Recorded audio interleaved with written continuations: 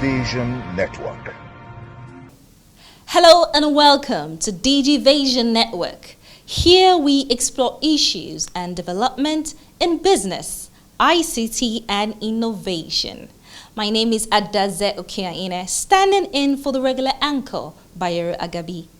To be part of this show, please follow us on our social media handles and click the subscribe button in the links.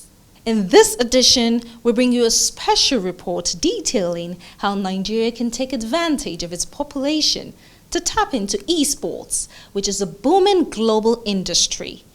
Our top 5 segment this week features the top 5 airports in the world, and our guest of the week is Engineer Aliyu Aziz, the Director General of the National Identity Management Commission. But first, let's take a look at the trending issues in the news. Hello, mommy. My son, good evening, ma. How are you? I'm fine, ma. Yeah, I'm just about to go on stage right now. Wish me luck. Good luck, my dear. May it be well with you. Man. I pray your show goes very well. Man. Mommy, before I forget, have you linked your NIN to your MTN line? Because I always have to keep reminding you, mommy, and I cannot risk not having your prayers. But I don't know how to do it. Mommy, it's as simple as saying MTN. All you need to do is dial star 785 star your NIN hash with your MTN line. Simple. Staying connected to family, friends, and colleagues has never been easier. Link your NIN to your MTN line now. Hello, mommy. My son, I have done it. It is very easy, just like you said. You see, mommy, I told you. Hello, I am Bayero Agabi, welcoming you to this new ride. A digital ride that takes you into the lifestyle experience of innovation, tech impact, and new business frontiers. This is Digivation Network. On a weekly basis, we keep you well informed of developments and trends. Now the tech ecosystem is impacting politics, business, public and private enterprise management, plus how the new digital life can transform your business. I am Bayero Agabi. Join us.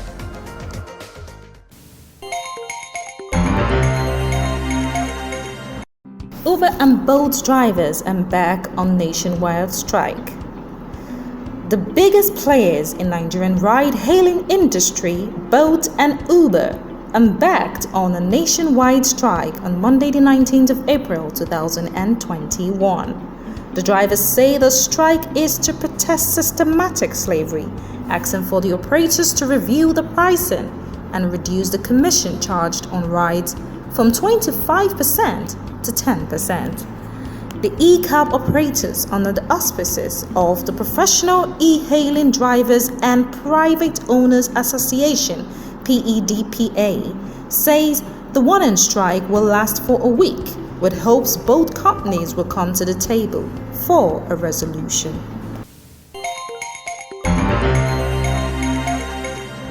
The 21st Century Technologies Limited has joined hands with Ogun State to execute Ogun State's Digital Economic Empowerment Project.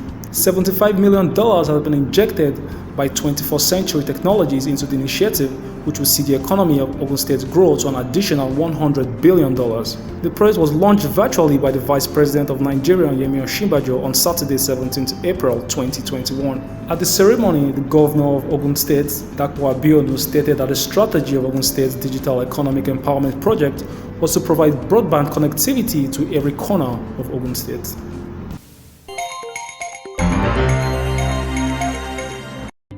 The Lagos State government has expressed support for the proposed rollout of digital switchover, which will begin in Lagos April 29, 2021.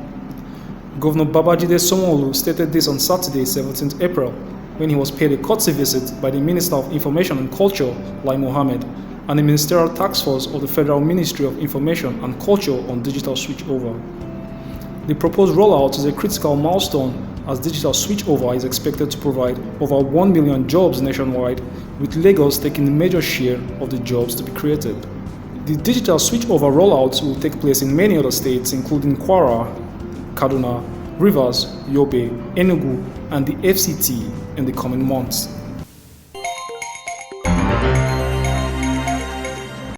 From the Stone Age to the Green Revolution era, and now the Information Age, the set skills for work have continued to change. The outbreak of the coronavirus pandemic in the past year has further altered the narrative, with new skills redefining the future of work. Today, the celebrated jobs of yesterday are now threatened with the emergence of new technologies and innovations, as more jobs will continue to become obsolete in no distant future. According to the International Labour Organization, ILO, there was about 114 million jobs lost due to COVID-19. In Nigeria, the National Bureau of Statistics put the unemployment rate at 35%. Emerging technologies like big data, blockchain, robotics, artificial intelligence are all changing lifestyle and work life in a new world order. We train them 3 days, 5 days, and then to equip them to carry out their daily activities in the office. And then we equally have some set of people that wishes to advance their career in ICT and telecommunications. So they come here because our mandate equally covers, partnering with some of the Nigerian universities and equally beyond. That's, international universities to, develop people at postgraduate and master's level. So when you come here, then you enroll for courses. For instance, we are in partnership with University of Nigeria and Nsukka. We are in partnership with University of Ibadan. And then we are equally in partnership with the International Telecommunication Union that actually accredited as one of the 6 centers of excellence in Africa. So most of our work in research is to make sure that the curriculums, to address some of these areas I've mentioned, are updated, and at the same time develop human capacity within and outside to be able to carry on for sustainable development, carry on with some of these trainings and then the research. The question is, how prepared is Nigeria in this dynamic and fast-changing world? Okay, what we did basically was to run most of our courses virtually, and then we marketed most of our courses virtually, and it actually resulted, we had a positive result because we were able to train over 10 parastatals virtually. So it was good last year with the virtual trainings that we had. That has been a trend so far so good, and it has affected every aspect of the nation, even the whole world. We've seen things, the whole gamut of the way of operations go on in different organizations have had to change. The way we have contributed or aided is by giving advice based on government directives. Yes, government has given certain directives, but when we give our advice, we also want to be mindful of the fact that we are a company that's a going concern, a commercial company that have to bring value, that have to give services to obtain that have to give services to be able to be in business. We are in business to make profit actually, and to take care of our staff. So even when we give those advice, we are very mindful of those indices, and then we try to balance it. Okay, is this in the interest of the company? Yes, the COVID barriers are there. Then we now have to look at what is best for the interest and also for the health of the staff. Given the right opportunities, Nigerians have always shown they can play in the most competitive leagues of discipline and environment. This, according to human capital development experts, is why the Digital Bridge Institute is ensuring the right training and skills for a competitive edge. Esports is a growing phenomenon in the world, and Nigeria is not left out, as recent events has shown a new dawn in the emergence of esports as a potential influence in the Nigerian economy. Let's watch this report on the rising trend of esports in Nigeria. Versus Iran for the championship of eFootball PES 2020 at IESF Seoul 2019. Knowing that Electronic sports, also known as esports, is a form of competition using video games. In the late 2000s, esports saw a rise in popularity, drawing in large viewership in gaming events. Today, esports has made a transition from just an activity of leisure to being a billion-dollar industry. Esport is now recognized as a sport in Asia and will be part of the 2022 Asia Games. The United States of America has also recognized esport as a sport, classifying esport players as professional athletes. Many other countries are beginning to tap into this billion-dollar industry. And the question is, how can Nigeria capitalize on the global emergence of esports? Ogedengbe Oladimeji, owner of an e-gaming platform, speaking on potential of esports in Nigeria, says Nigeria can take advantage of its population and huge interest in gaming to build esports in the country. We are the biggest in population in the whole Africa, in fact, in the whole world. When it comes to black people together, we are the biggest, we are the largest. So there is a lot of opportunities in Nigeria in all industries. Now, looking at the industry that is not more popular, is not the most popular industry in the world at large, in Africa and in Nigeria. The market value for esports in Nigeria is infinite. The reason why we are not, it's not a main thing in Nigeria right now is because of the lack of exposure and education and being of the industry in Nigeria. Because we have a lot of people that are playing games in Nigeria on a daily basis. Every youth in Nigeria right now, 1 of 3 youths in Nigeria right now has a PlayStation console or an Xbox console in the comfort of their homes. So what they do is that they play with each other, they play with their friends. So now imagine now introducing it to them that you can play a game and comfort in your zone and also make money off it. Do you see like the endless opportunities that comes to it? And esports in general has like over $1.2 billion market capitalization in the world. And we know that Nigerians are playing games every day. We are buying games. We buy the latest games. We buy the latest parts, the latest game, different kind of games. But we don't make money off it. We don't commercialize it. So imagine not tapping into the commercial aspect of leisure. That is the endless opportunity that comes with esports in Nigeria. He also emphasized on the role of creating awareness among youths and parents in growing esports in the country. At the beginning, one of our vision and our mission in our company is to create awareness. And awareness doesn't come anywhere. We have to create seminars, go to schools, especially secondary schools. Go to secondary schools, go to universities and talk to them, create seminars about esports, educate them. Now, why I said secondary school is the fact that at university level, you are at least a little bit eligible to make your own decisions. No one oversee your decision. But at secondary school level, parents still see it like, why would my kids be playing games instead of doing an assignment?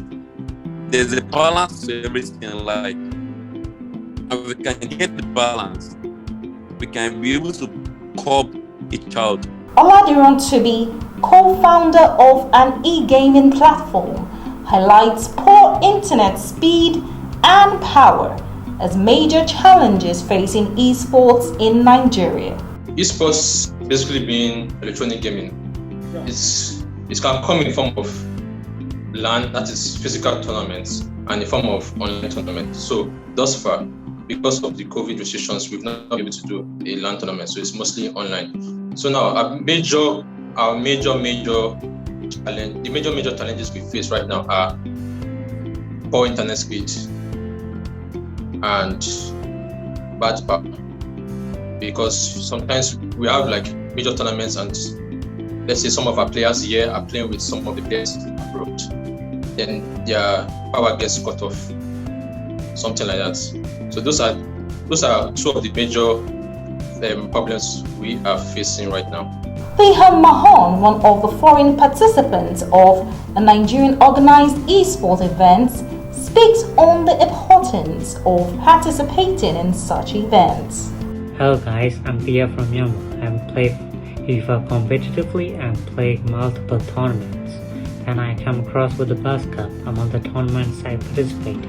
I spent my time playing this tournament competitively with players from all over the globe, and I finished in this tournament with a second position, but surely gonna try to win it next time.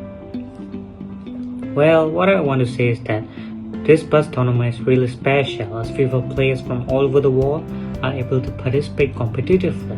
So if you participate, it will either take you, firstly, it will take your FIFA skill to the next level. Secondly, you will be able to get a good prize if you manage to win the entire tournament. Lastly, you will be able to be part of a really fun and passionate FIFA community. With a better understanding through awareness, the future of esports in Nigeria is poised to be bright. Welcome back. That was a special report on esports in Nigeria. If you've just joined us, you're still watching Digivation Network. Do check out more reports on our YouTube channel, www.youtube.com/Digivation Network.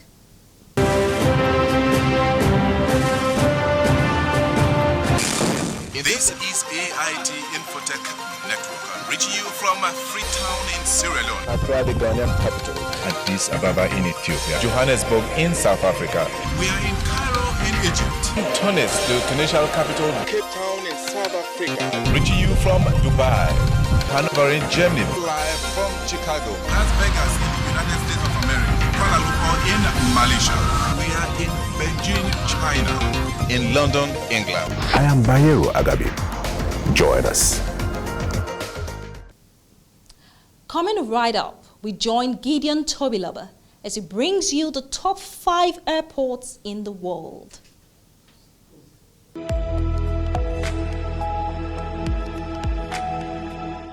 Hello everyone, welcome to another informative episode of the Top 5. I'm Gideon Tobiloba. Today, we will be looking at the top 5 airports in the world.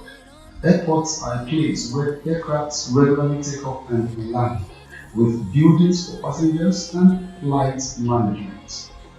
Facilities installed in airports vary from country to country, and the best and the largest in Nigeria is the first, which is the Murtala Mohammed International Airport, built during the Second World War. This airport does not make it into the list, but it's necessary to mention it because many argue that the airport is not up to what is expected to be when compared to what is obtainable in some Second World countries. Every nation on earth must have at least one international airport to make inter-country travels possible. But like I've mentioned earlier, the facilities that can be seen in these airports vary from place to place. And so today we take a look at the 5 most sophisticated airports in the world. As our normal tradition, I start from number 5. Standing at number 5 is Munich Airport. Munich Airport is the second busiest airport in Germany and the second big hub for Lufthansa German Airlines, with over 150 retail stores and some 50 places where you can eat and drink. It's like a city center, offering travelers and visitors plenty to see and do. Munich was voted the best airport in Europe, best airport in Central Europe, and best airport 40 to 50 million passengers in 2020. On number 4 is Incheon International Airport in Seoul. Incheon International Airport is the largest airport in South Korea and one of the busiest airports in the world. It is a former winner of the Airport of the Year title at the World Airport Awards. Incheon International Airport was named the winner of World's Best Transit Airport in 2020. Terminal 2 at Incheon International Airport was named World's Best Airport Terminal in 2020 as well. Now let's proceed to number 3, which is Hamad International Airport, located in Doha, Qatar. Hamad International Airport is the international airport for Doha, capital city of Qatar. The airport has been described as the most architecturally significant terminal complex in the world, as well as being the most luxurious. Hamad was voted the best airport in the Middle East, best airport 30 to 40 million passengers, and the best airport staff in the Middle East in 2020.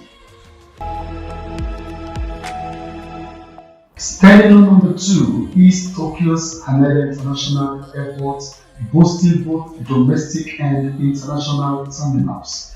Tokyo International Airport Haneda plays a very important role in furthering Japan's development as a tourism-oriented nation. Haneda was named the best airport, 70+ million passengers, world's cleanest airport, world's best domestic airport, and world's best PRN accessible facilities in 2020. Now to the number 1 airport in the world is Changi Airport in Singapore. Singapore Changi Airport connects customers to over 200 destinations worldwide, with 5,000 arrivals and departures a week by 80 international airlines. Changi Airport was voted the best airport in Asia, world's best airport leisure amenities, and best airport 60 to 70 million passengers in 2020. These are the top 5 airports in the world. Funny enough, no airport in the whole of Africa made it into the first 100, and that's not the cool. Well, this is where I say goodbye for today. Join me next time for another informative and entertaining episode of the Top 5s. I'm Gideon Tobiloba.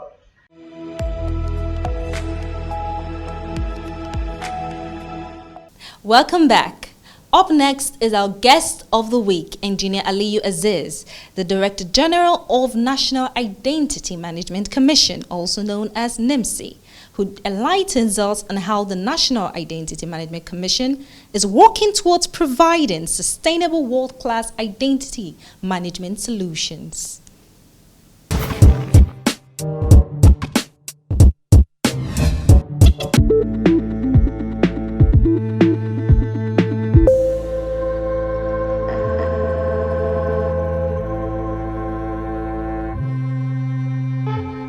NIMC has been established by an act of parliament, and what it says simply is that NIMC should create an identity database, register citizens and also non-citizens into this database, issue them with a unique identifier which is called the NIN, and also issue them with a general multipurpose card, and provide this database as a reference point for authentication and verification, so that both citizen and non-citizen can affirm their own identities. That is what NIMC stands for.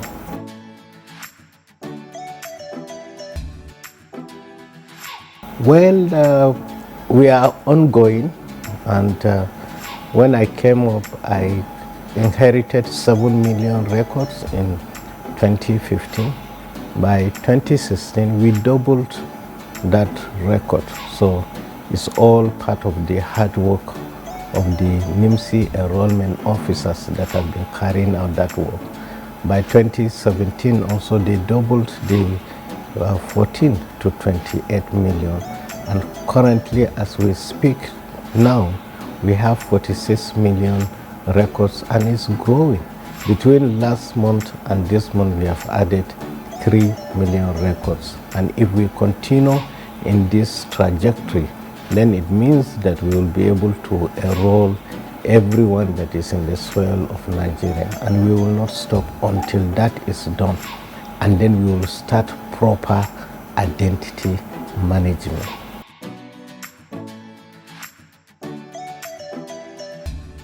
Well, the mission remains the same. We are just to provide sustainable, world-class identity management solution to affirm identity, enhance governance and service delivery in Nigeria for all Nigerian citizens, whether they are in Nigeria or in diaspora, and also for non-Nigerians that are in the soil of Nigeria.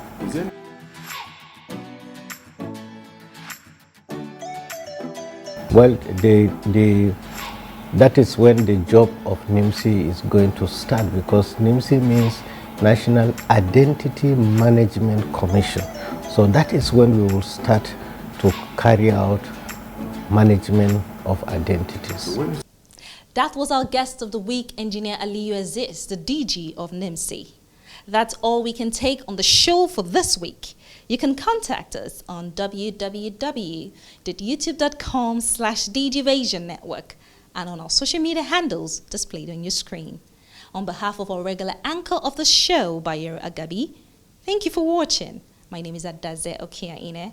Join us again next week.